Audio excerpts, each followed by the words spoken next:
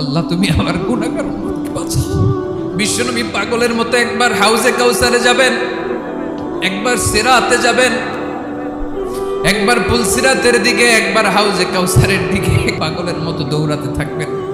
তার কোনো গুনাহগার উম্মত যাতে জাহান্নামে ঢুকে না যায়, সেদিন কেউ সুপারিশ করতে পারবে না বিশ্বনবী ছাড়া।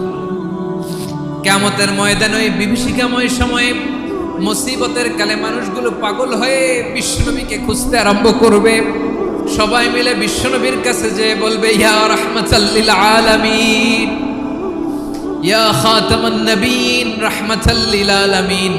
দেখেন আমাদের কি অবস্থা, কি কঠিন বিপদে আমরা আছি, দাঁড়াতে পারি না, সূর্যের আলোতে ঘেমে হয়রান। আজকে কেউ সুপারিশ করতে পারবে না। সব নবীরা অপারগতা স্বীকার করেছে, তারা বলেছে আপনি ছাড়া কেউ নাকি আল্লাহর সামনে দাঁড়াতে পারবেন না, আপনি একটু সুপারিশ করেন।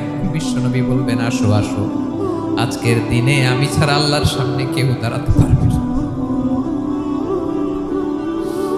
বিশ্বনবী মাকামে মাহমুদে যে আল্লাহু আকবার বলে সিজদায় লুটিয়ে পড়বেন। আল্লাহ রাব্বুল আলামিন বিশ্বনবীকে এমন কিছু চমৎকার শব্দ শিখাবেন, ওই শব্দগুলো দিয়ে আল্লাহর প্রশংসা করে বিশ্বনবী কাঁদতে আরম্ভ করবেন।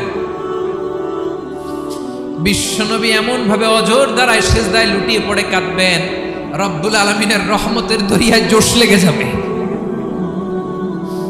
রব্বুল আলামিন এই দৃশ্য থেকে সহ্য করতে পারবেন না। রব্বুল আলামিন বলবেন, ইয়া মুহাম্মদ ইরফা রাসাক, ও নবী আপনি মাথা তোলেন, মাথা তোলেন, আপনার কান্না আমি সহ্য করতে পারি না।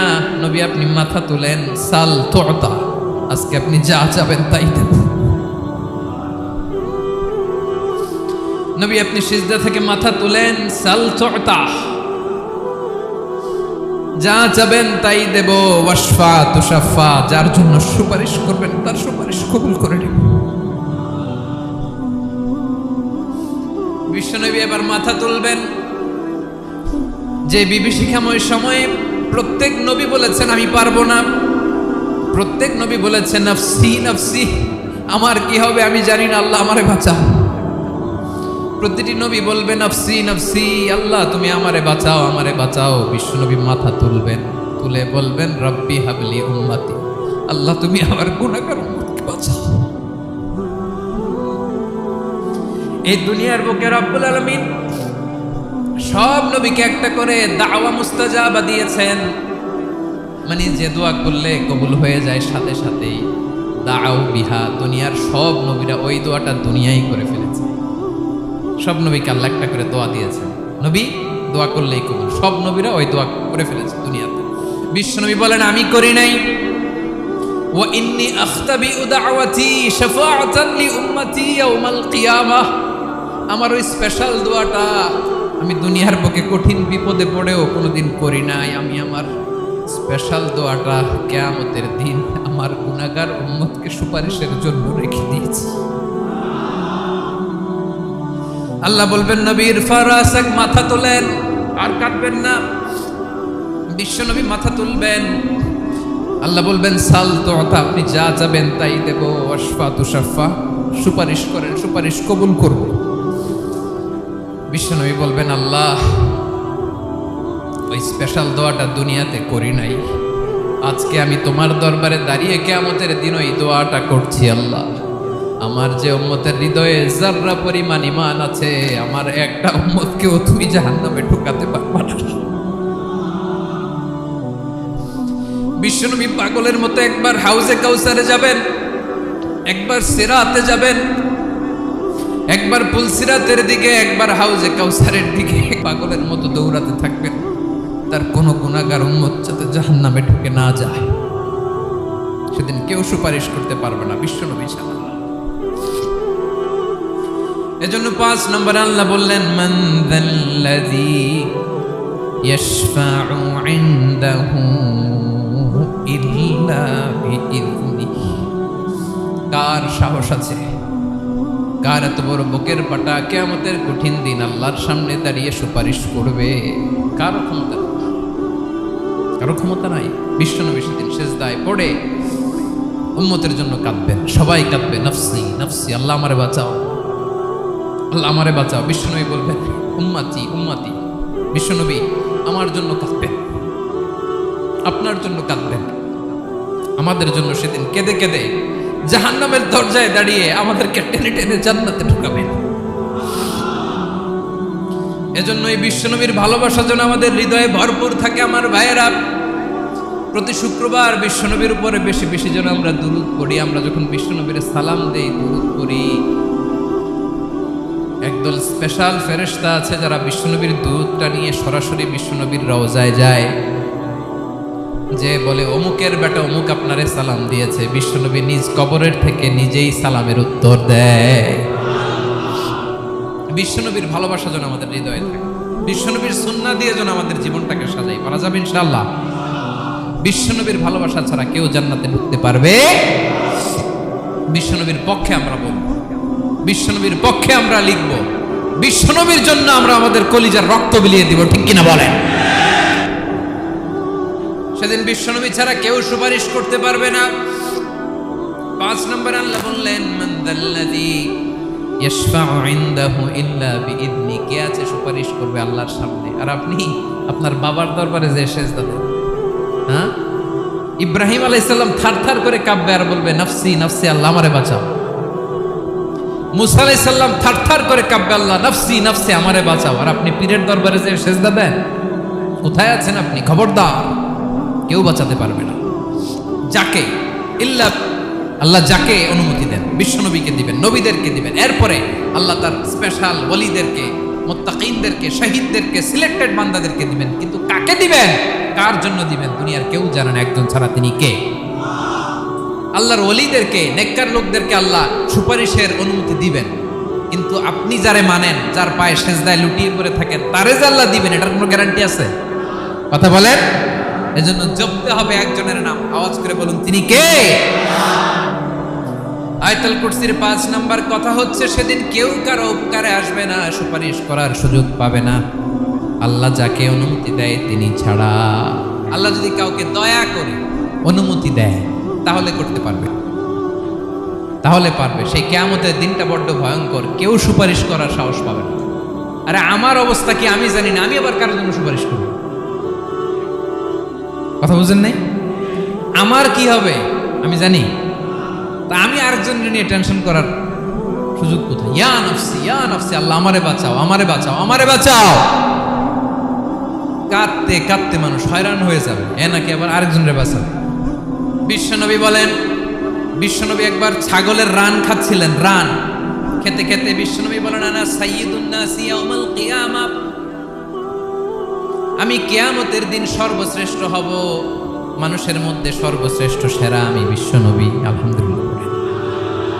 বিশ্বনবী বলেন, সেদিনটা বড্ড ভয়ঙ্কর, সেদিন কেউ কারো কোনো উপকারে আসবে না, বন্ধু বন্ধুর কাজে আসবে না, স্ত্রী স্বামীর উপকারে আসবে না, স্বামী স্ত্রীর উপকারে আসবে না, পীর সাহেব মুরিদরে বাঁচাতে পারবে না, মুরিদ পীর সাহেবরে বাঁচাতে পারবে না, নেতা কর্মীর পরিচয় দিবে না, কর্মী নেতার পরিচয় দিবে না, ভাই বোনকে চিনবে না, বোন ভাইকে চিনবে না, বাবা তার সন্তানকে চিনবে না, মেয়েকে দেখে মা দৌড়ে দৌড়ে পালাবে।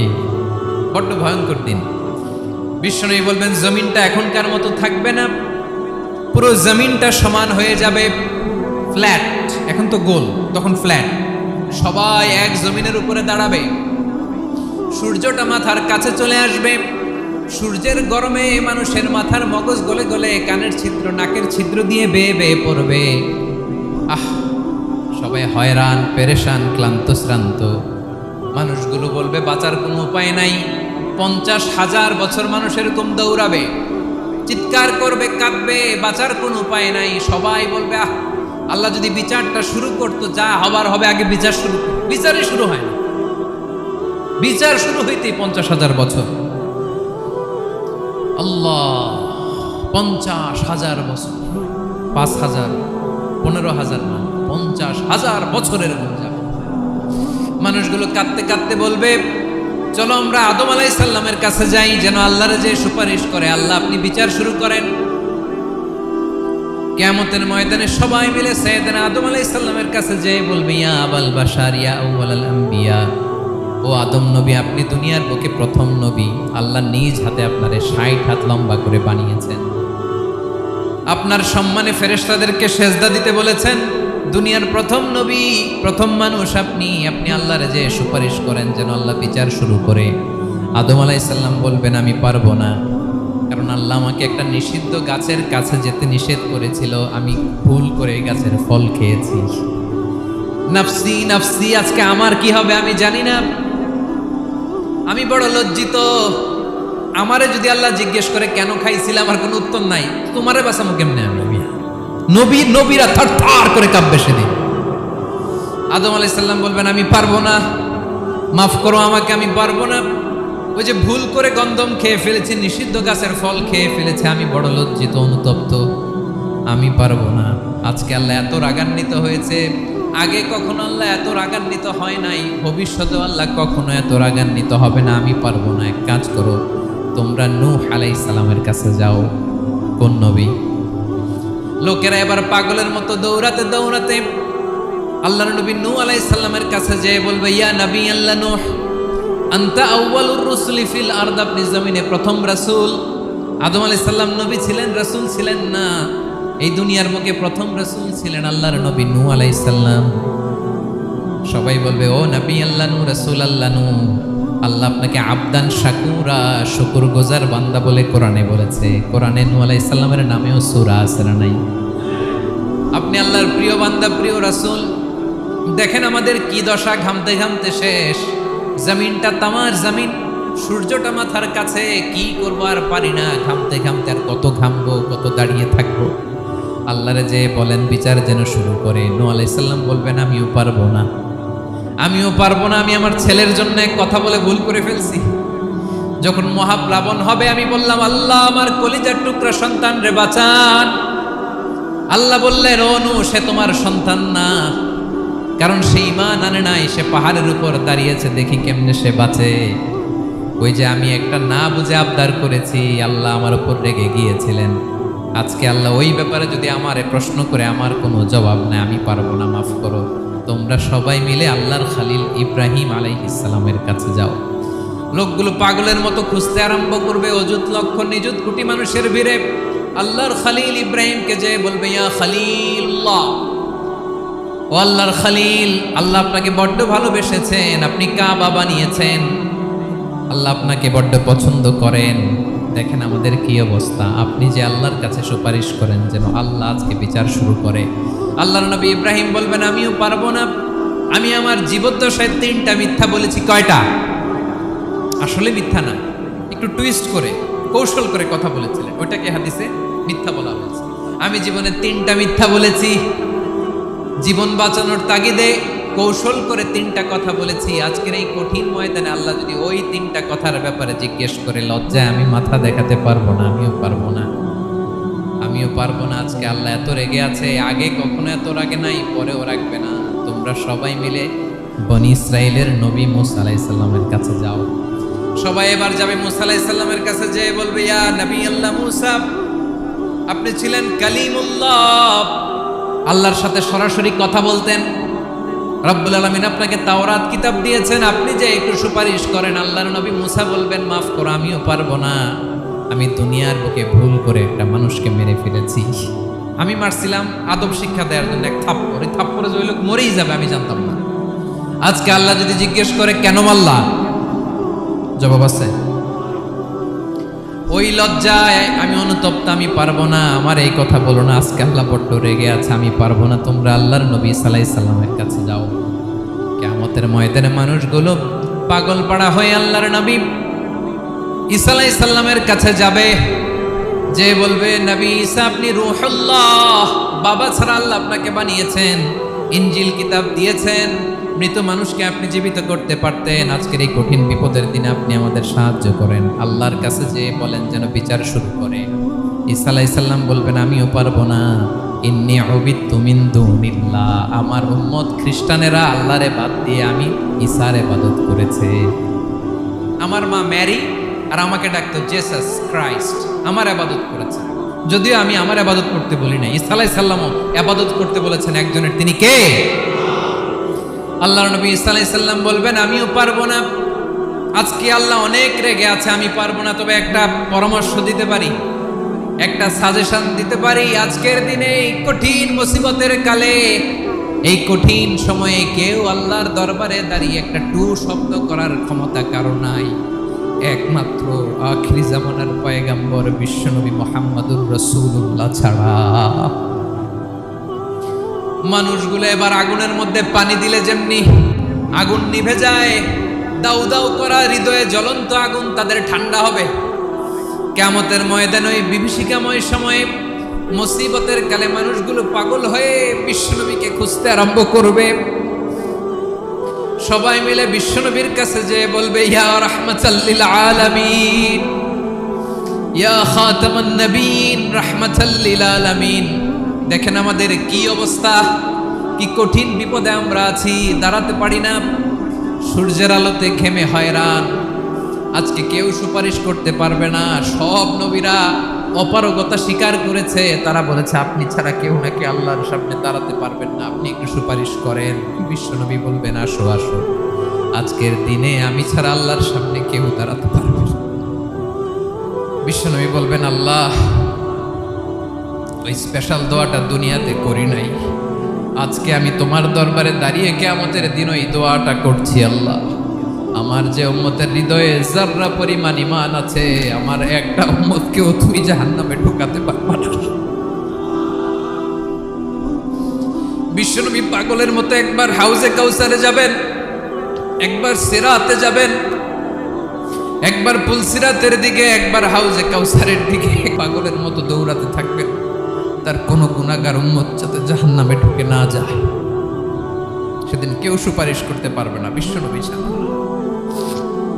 কারো ক্ষমতা নাই। বিশ্বনবী সেদিন সেজদায় পড়ে উম্মতের জন্য কাঁদবেন, সবাই কাঁদবে নফসি নফসি, আল্লাহ আমারে বাঁচাও, আল্লাহ আমারে বাঁচাও। বিশ্বনবী বলবেন উম্মতি উম্মতি।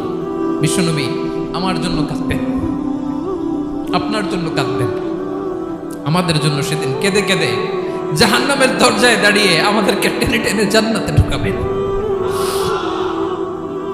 এজন্য এই বিশ্বনবীর ভালোবাসা যেন আমাদের হৃদয়ে ভরপুর থাকে। আমার ভাইয়েরা, প্রতি শুক্রবার বিশ্বনবীর উপরে বেশি বেশি যেন আমরা দুরূদ পড়ি। আমরা যখন বিশ্বনবীর সালাম দেই, দুরূদ পড়ি, একদল স্পেশাল ফেরেশতা আছে যারা বিশ্বনবীর দুরূদটা নিয়ে সরাসরি বিশ্বনবীর রওজায় যায়, যে বলে অমুকের বেটা অমুক আপনারে সালাম দিয়েছে। বিশ্বনবী নিজ কবরের থেকে নিজেই সালামের উত্তর দেয়। বিশ্বনবীর ভালোবাসা যেন আমাদের হৃদয়ে থাকে, বিশ্বনবীর সুন্নাহ দিয়ে যেন আমাদের জীবনটাকে সাজাই, পারা যাবে ইনশাআল্লাহ।